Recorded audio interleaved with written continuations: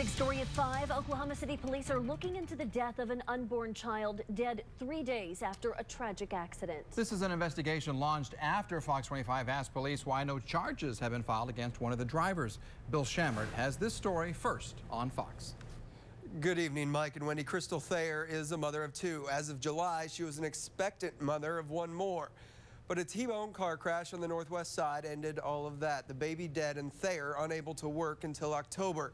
Now, for the last month, she's been fighting for justice. I remember her hitting me, and once she hit me, I blacked out. This is the aftermath of Crystal Thayer's car, T-boned at 178th in May. The vehicle totaled her 2 kids in the back seat with scrapes and bruises, but she was rushed to the hospital.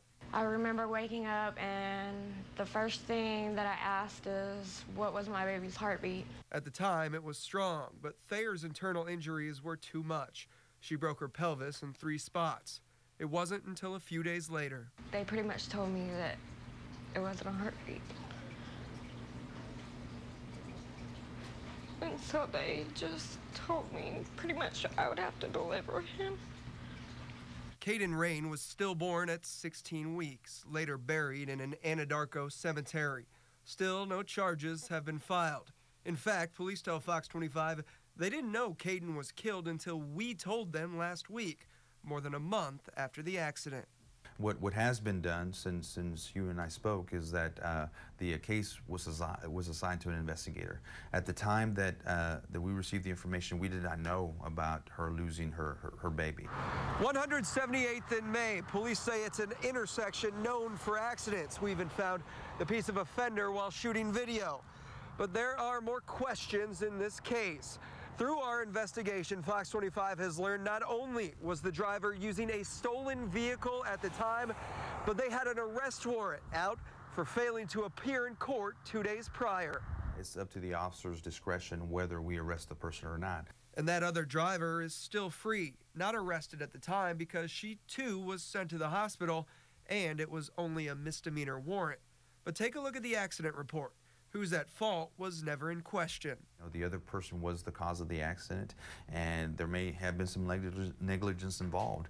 Therefore, we're going to file charges. Now, the Oklahoma City Police Department says it's talking about policy changes, like following up on crash cases when investigators know a victim is pregnant.